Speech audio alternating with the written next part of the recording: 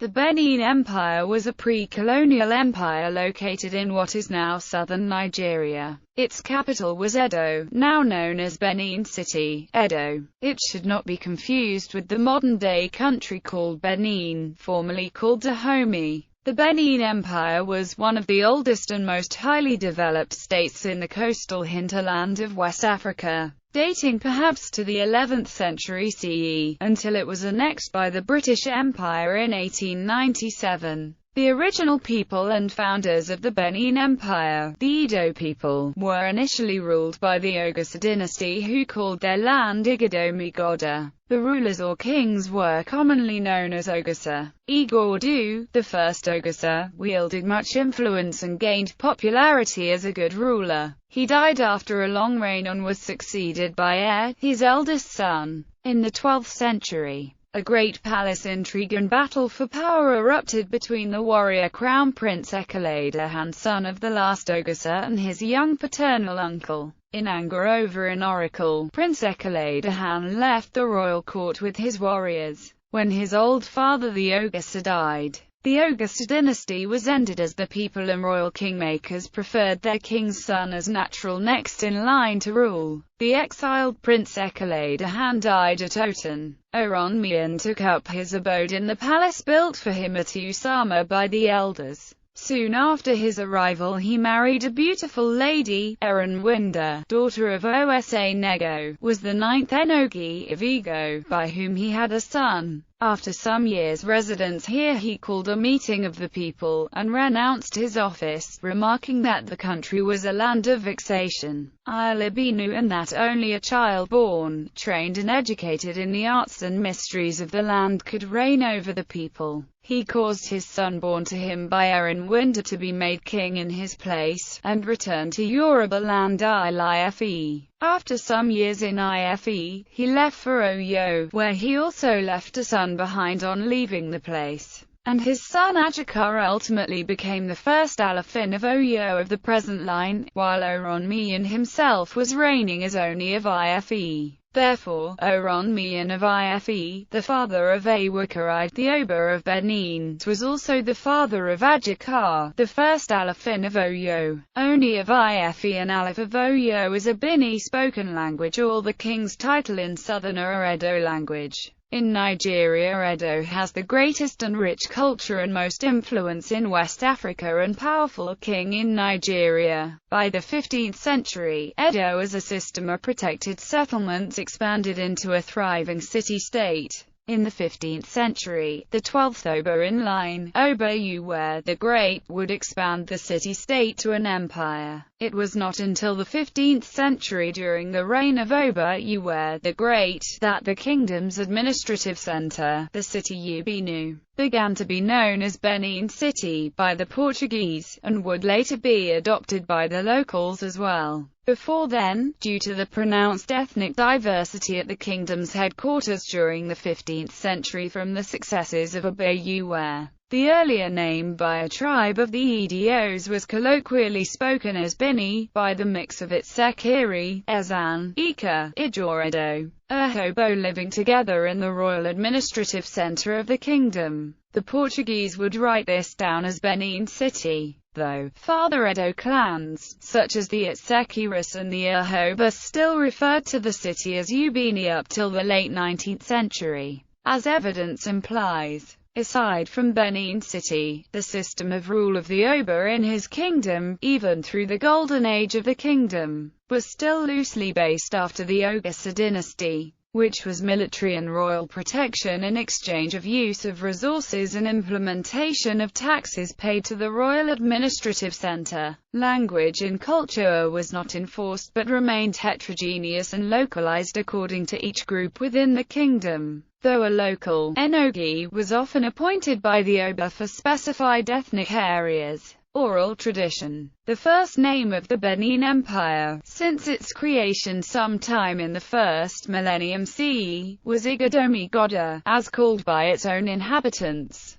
Their ruler was called Ogasa. Nowadays, nearly 36 known Ogasa are accounted for as rulers of this first form of the state. According to the Edo oral tradition, during the reign of the last Ogasa, his son and heir apparent, Ekeleda Han, was banished from Igadomi-Goda as a result of one of the queens having deliberately changed an oracle message to the Ogasa. Prince Ekeleda Han was a powerful warrior and well-loved. On leaving Benin he traveled west to the land of the Yoruba where he became king and renamed himself as Oduwa, which is now corrupt to Oduduwa by Yorubas. Most Yoruba cultures and festival ethnics are now practiced by Edo such as Ishango, Ogun's Festac Avidia mother of Aburesigi of Benin. Also most foods of the Yoruba are now consumed by the Edo, such as Iron, Eman, Usi, Iwo and Ogi. Most current cities in West Nigeria are a mix of Edo and Yoruba, such as Ekiti, Kogi, Oyo, Ogun, Ondo and Lagos itself. On the death of his father, the last Ogasa, a group of Benin chiefs led by Chief Oliha came to Ife, pleading with Oduduwa to return to Igadomi-Goda to ascend the throne. Oduduwa's reply was that a ruler cannot leave his domain, but he had 7 sons and would ask one of them to go back to become the next king there. Awikoi was the first Oba, or king of the new dynasty after the end of the era of Ogasa. He changed the ancient name of Igadomi-Goda to Edo. Centuries later, in 1440, Oba Uwe, also known as Uwe the Great, came to power and turned the city-state into an empire. It was only at this time that the administrative center of the kingdom began to be referred to as Ubinu after the Itsekiri word and corrupted to Bini by the Itsekiri. Edo, Ahobo living together in the royal administrative center of the kingdom. The Portuguese who arrived in 1485 would refer to it as Benin and the center would become known as Benin City and its empire Benin Empire. The ancient Benin Empire, as with the Oyo Empire which eventually gained political ascendancy over even Ile-Ife, gained political strength and ascendancy over much of what is now Midwestern and Western Nigeria, with the Oyo Empire bordering it on the west, the Niger River on the east, and the northerly lands succumbing to Fulani Muslim invasion in the north. Interestingly, much of what is now known as Western Iba land and even Yoruba land was conquered by the Benin Kingdom in the late 19th century. Agbo, Akur, Owo and even the present-day Lagos Island, which was named Eko, meaning war camp, by the Bini Golden Age. The Oba had become the paramount power within the region. Oba Uwe, the first Golden Age Oba, is credited with turning Benin City into city-states from a military fortress built by Ogasa, protected by moats and walls. It was from this bastion that he launched his military campaigns and began the expansion of the kingdom from the Edo-speaking heartlands. Oba Uwe was a direct descendant of Awikoi, great-grandson of Oduduwa, Oni of Ife. A series of walls marked the incremental growth of the sacred city from 850 AD until its decline in the 16th century. In the 15th century Benin became the greatest city of the empire, created by Oba Uwe. To enclose his palace he commanded the building of Benin's inner wall, a 7-mile-long earthen rampart girded by a moat 50 feet deep. This was excavated in the early 1960s by Graham Connor. Conchabar estimated that its construction, if spread out over 5 dry seasons, would have required a workforce of 1,000 laborers working 10 hours a day 7 days a week. Uwe also added great thoroughfares and erected 9 fortified gateways. Excavations also uncovered a rural network of earthen walls 4 to 8,000 miles long that would have taken an estimated 150 million man-hours to build and must have taken hundreds of years to build. These were apparently raised to mark out territories for towns and cities. 13 years after Uwe's death, tales of Benin's splendors lured more Portuguese traders to the city gates. At its maximum extent, the empire extended from the western Igbo tribes on the shores of the Niger River through parts of the southwestern region of Nigeria in the coastal region of present-day Lagos State. The Oyo Kingdom, which extended through most of southwestern Nigeria to parts of present-day Republic of Benin, was to the west. The state developed an advanced artistic culture, especially in its famous artifacts of bronze, iron and ivory. These include bronze wall plaques and life-sized bronze heads depicting the OBAs of Benin. The most common artifact is based on Queen Idia, now best known as the FESTAC mask, after its use in 1977 in the logo of the Nigeria-financed and hosted Second Festival of Black and African Arts and Culture. European contact. The first European travelers to reach Benin were Portuguese explorers in about 1485. A strong mercantile relationship developed, with the Edo trading tropical products such as ivory,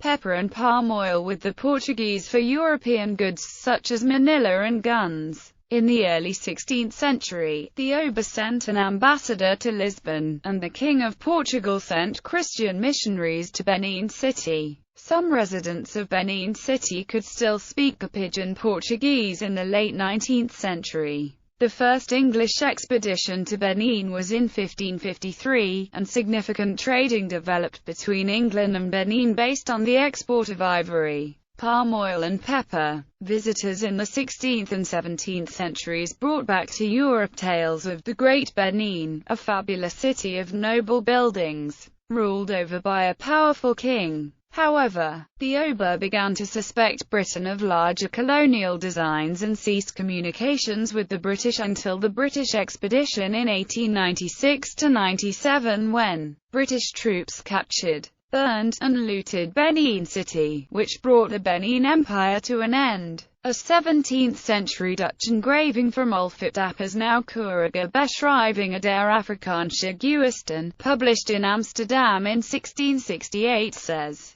"The king's palace or court is a square, and is as large as the town of Haarlem and entirely surrounded by a special wall, like that which encircles the town. It is divided into many magnificent palaces, houses, and apartments of the courtiers, and comprises beautiful and long square galleries, about as large as the Exchange at Amsterdam, but one larger than another, resting on wooden pillars, from top to bottom covered with cast copper, on which are engraved the pictures of their war exploits and battles." Another Dutch traveller was David van Nijendale, who in 1699 gave an eyewitness account. The legions of Benin. The king of Benin can in a single day make 20,000 men ready for war, and, if need be, 180,000. And because of this he has great influence among all the surrounding peoples. His authority stretches over many cities, towns and villages.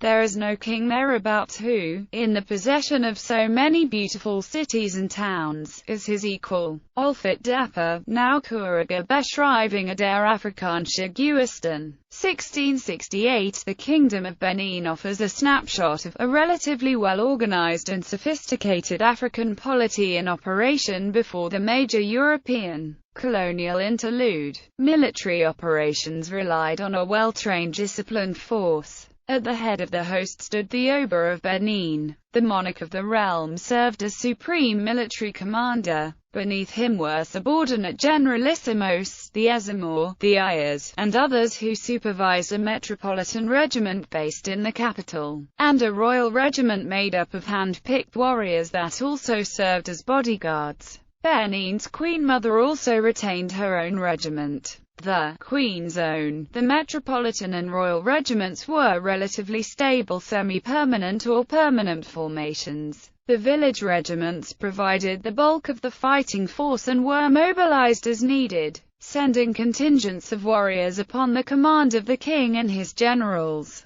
Formations were broken down into subunits under designated commanders. Foreign observers often commented favorably on Benin's discipline and organization as better disciplined than any other Guinea nation, contrasting them with the slacker troops from the Gold Coast. Until the introduction of guns in the 15th century, traditional weapons like the spear, short sword, and bow held sway. Efforts were made to reorganize a local guild of blacksmiths in the 18th century to manufacture light firearms, but dependence on imports was still heavy. Before the coming of the gun, guilds of blacksmiths were charged with war production, particularly swords and iron spearheads. Benin's tactics were well organized, with preliminary plans weighed by the Oba and his sub-commanders. Logistics were organized to support missions from the usual porter forces, water transport via canoe, and requisitioning from localities the army passed through. Movement of troops via canoes was critically important in the lagoons, creeks and rivers of the Niger Delta, a key area of Benin's domination. Tactics in the field seem to have evolved over time. While the head-on clash was well known, documentation from the 18th century shows greater emphasis on avoiding continuous battle lines,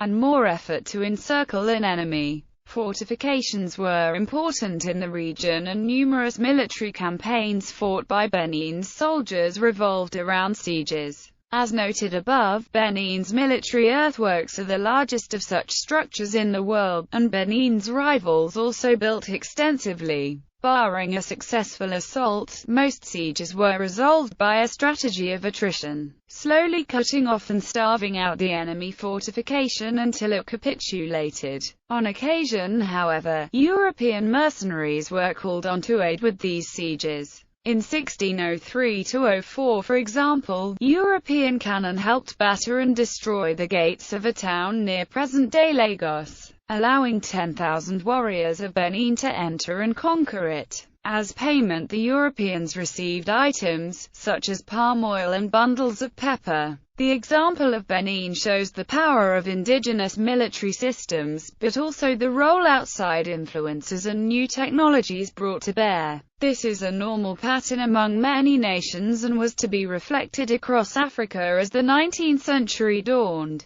Decline. Britain seeks control over trade. The city and empire of Benin declined after 1700. By this time, European activity in the area, most notably through the transatlantic slave trade, resulted in major disruptive repercussions. However, Benin's power was revived in the 19th century with the development of the trade in palm oil and textiles. To preserve Benin's independence, bit by bit the Oba banned the export of goods from Benin, until the trade was exclusively in palm oil. By the last half of the 19th century, Great Britain had become desirous of having a closer relationship with the Kingdom of Benin, for British officials were increasingly interested in controlling trade in the area and in accessing the kingdom's rubber resources to support their own growing tire market. Several attempts were made to achieve this end, beginning with the official visit of Richard Burton in 1862 when he was consul at Fernando Po. Following that was an attempt to establish a treaty between Benin and the United Kingdom by Hugh Blair and Annesley in 1884, 1885 and 1886 respectively. However, these efforts did not yield any results. Benin resisted becoming a British protectorate throughout the 1880s, but the British remained persistent. Progress was made finally in 1892 during the visit of Vice-Consul H.L. Galway. This mission was significant, being the first official visit after Burton's. Moreover, it would also set in motion the events to come that would lead to Oba von Ramwen's demise. The Galway Treaty of 1892. The Galway Treaty, allegedly signed by the king, required the Benin Empire to abolish the Benin slave trade and human sacrifice.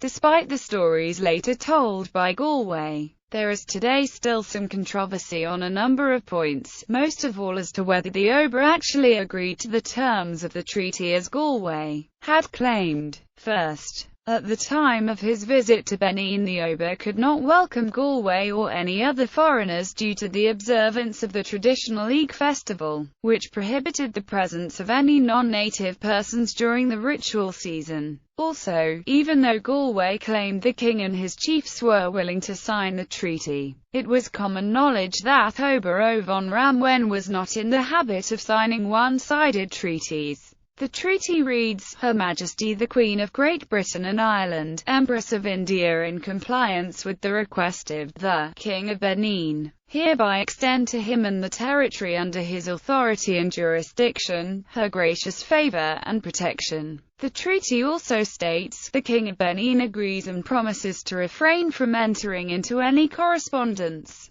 agreement or treaty with any foreign nation or power except with the knowledge of Her Britannic Majesty's government. And finally, that it is agreed that full jurisdiction, civil and criminal, over British subjects and the property in the territory of Benin is reserved to Her Britannic Majesty, to be exercised by such consular or other officers as Her Majesty shall appoint for the purpose. The same jurisdiction is likewise reserved to Her Majesty in the said territory of Benin over foreign subjects enjoying British protection, who shall be deemed to be involved in the expression British subjects throughout this treaty. It makes little sense that the Oba and his chiefs would accept the terms laid out in Articles IVIX, or that the Oba or his chiefs would knowingly bestow their dominion upon Queen Victoria for so little apparent remuneration. Under Article 4, the treaty states that all disputes between the King of Benin and other chiefs, between him and British or foreign traders, or between the aforesaid king and neighbouring tribes which cannot be settled amicably between the two parties, shall be submitted to the British consular or other officers appointed by Her Britannic Majesty to exercise jurisdiction in the Benin territories for arbitration and decision or for arrangement. Oba Ovon Ramwen was a tenacious man, which is contrary to the accounts of treaty betrayers such as Galway. He was not doltish. The chiefs attest that the Oba did not sign the treaty because he was in the middle of an important festival which prohibited him from doing anything else. Oba Ramwen maintained that he did not touch the white man's pen. Galway later claimed in his report that the Oba basically accepted the signing of the treaty in all respects. Despite the ambiguity over whether or not the Oba signed the treaty, the British officials easily accepted it as though he did. The conflict of 1897, when Benin discovered Britain's true intentions, 8 unknowing British representatives, who came to visit Benin, were killed. As a result, a punitive expedition was launched in 1897. The British force, under the command of Admiral Sir Harry Rawson, razed and burned the city, destroying much of the country's treasured art, and dispersing nearly all that remained.